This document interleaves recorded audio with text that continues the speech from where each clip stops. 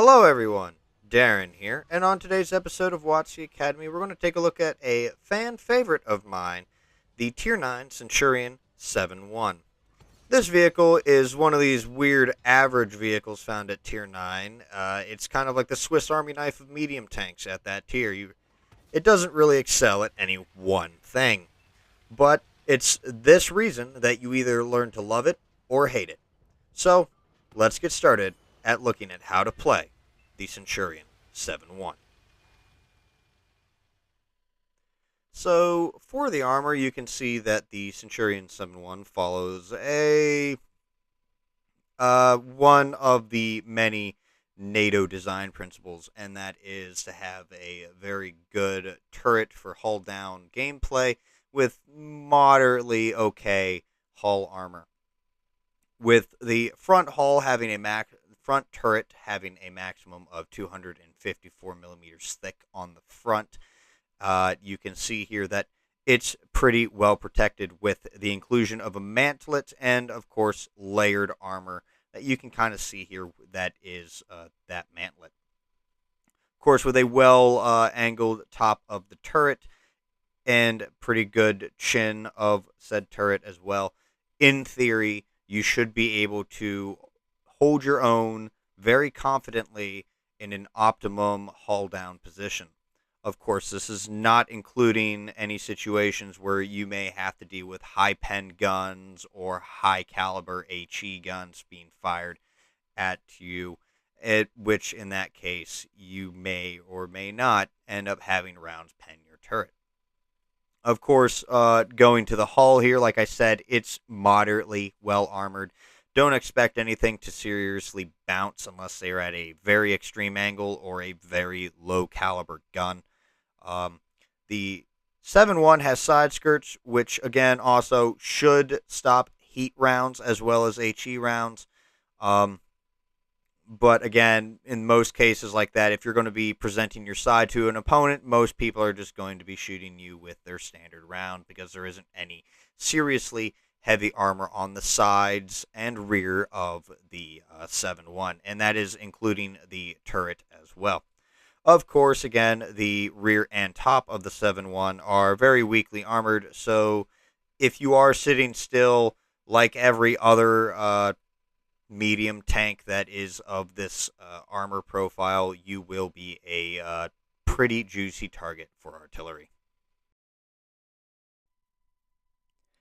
Now, in terms of mobility, the 7-1 is pretty mobile, with a forward speed of 50 kilometers per hour and a reverse speed of 20 kilometers per hour. You will have no trouble getting to where you need to go, or reversing out of danger if you need to.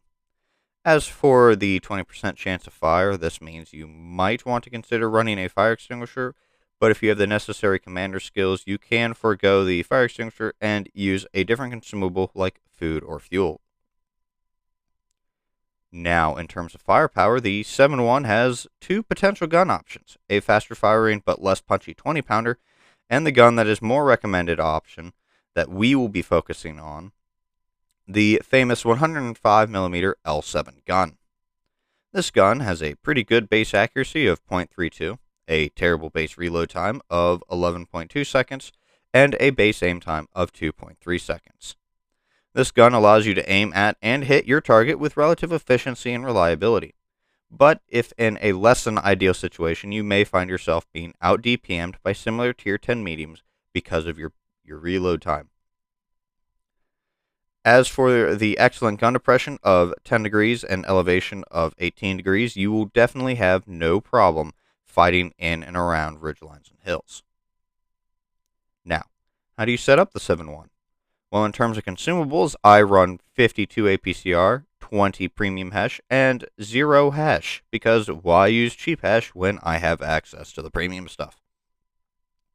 I also run a repair kit, a first aid kit, and a fire extinguisher because of my luck with artillery, but you can forgo the fire extinguisher and use food or gas if you wish to do so.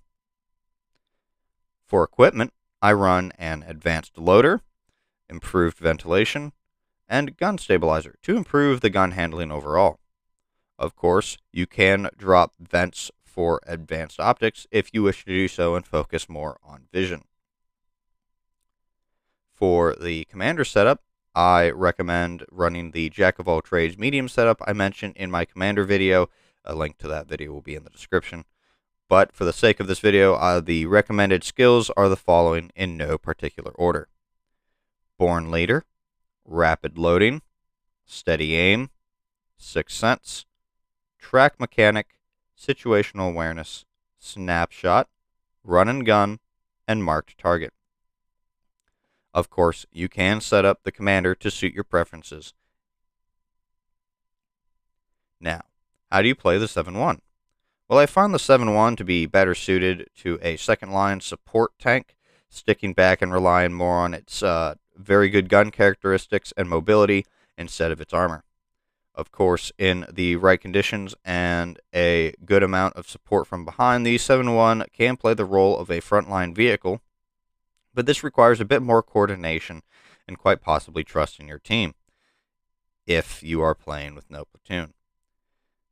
However, like I said, the 7-1 is more suited to a second-line support vehicle, utilizing its good gun and using its mobility and the terrain to get the drop and edge on your opponent.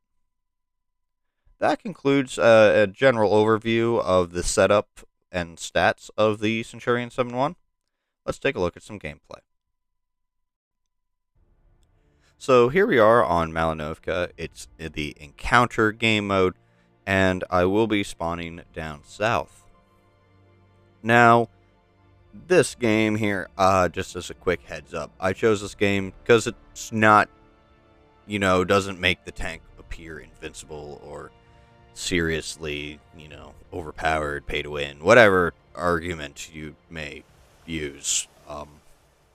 Really just kind of showed out the weaknesses of the vehicle as well as, the pros, the strengths of the vehicle, and I figure this would be a gooder one.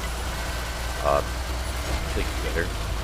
Wow, okay. Anyway, so knowing the strengths of the vehicle is a very good hold down turret and gun. I decided I'm going to actually go up to the hill. In most cases, if it was a little bit of a less armored vehicle, like a Leopard or the new Polish mediums that came out, I would probably be sitting back along the lake where that one medium is, hanging out there, trying to get some cross shots. But because the turret armor on this is actually pretty good, if I can get it in the right spot, to me, it's definitely worth going up to the hill with the Centurions at least. The only problem is you got to avoid getting hit by artillery. Again, some pretty good demonstrations of the gun. Of course, minus the reload. This gun, pretty much you can acquire your target and hit your target with relative reliability and efficiency. I was not lying. The skill, I tend to put more, trying to put more effort into making my gun as reliable as possible instead of vision. I'd much rather have my gun hit my target instead of me being able to see my target before he sees me. Different philosophies that are not really worth discussing in this video. But yeah, as it shows, pretty good demonstration of the good gun characteristics of the famous L7. And of course, sure, I should be heading up to the hill to go and contest the cap, but, who is going to look away from a perfectly good chance to farm enemy vehicles that are just cresting a hill and sitting there for you to just easily pick up? So, now that they have pretty much all disappeared, or they're still there and I can't see them, I'm going to go head up to the hill here. Now, I was originally going to go behind the church, but seeing as there's another medium back there, I didn't really want to be in the same spot as him, because two different angles for the tank to deal with are a little bit tactically better, because it forces this opponent to divide his attention. Unfortunately, the Conqueror had his eyes on me, And you're going to see that he just straight tunnel vision for me. He just, I guess, was really angry that I put 2 shots into him, and he's deciding to rush me. And unfortunately, I don't have any backup that's really close to me. Then I get hit by Artie. As I said, just get hit by Artie, forces me to burn my repair kit and my first aid kit.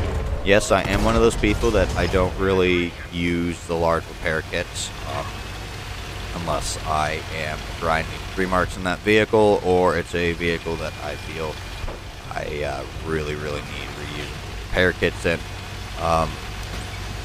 So yeah, we're not going to discuss that. Anyway, again, phenomenal accuracy of the L7, and now I'm just kind of, again, I'm sticking back because really, I'm in a position where I can be hauled down, only show the strongest part of my tank. And I got a really good gun that will hit, you know, almost every shot that I aim. Now, again, there we go, some bounces there. And of course, at the same time, because of the openness of this map, I did not really want to feel the wrath of artillery again. I don't think I'd be able to survive a shot if it landed right on the engine deck of my tank. And so I'm kind of hanging back, hanging amongst some debris, some carcasses, and just trying to overall avoid sitting still long enough for a shot. So I'm going to move up here because I do see an opportunity to actually kind of be aggressive here. Again, this is what I meant. Like, in the right conditions, you could be a very aggressive vehicle. You're going to see that here coming up. So we're just, you know, genuinely pushing down. The Bosch has got his side to us, so I decided to push up, get a shot into that. Of course, again, this reload does not really allow me to put very many shots in. Seeing that Artie may try and do something here, or an opponent may try and get a shot on me, I decided to pretty much kind of snake my way behind cover, around cover, and into dips, break line of sight, make their shot harder for them to get on me. Again, showing that in the right conditions, the 7-1 can play a frontline vehicle, which is exactly what I did. I transitioned from a second line support to a frontline support, and as you can see, for the most part right now, it's working out pretty well. The terrain is just right for me to be able to continue to be hauled down, only showing the strong part of my turret. And I got enough support here behind me that I can, you know, relatively be this aggressive here. Unfortunately, this is the shortcoming. If you end up getting pushed out by someone who actually has a faster DPM, you're just going to get eaten like Swiss cheese there, because your armor on, you know, your hull armor is pretty bad. And of course, I don't know why I rammed him.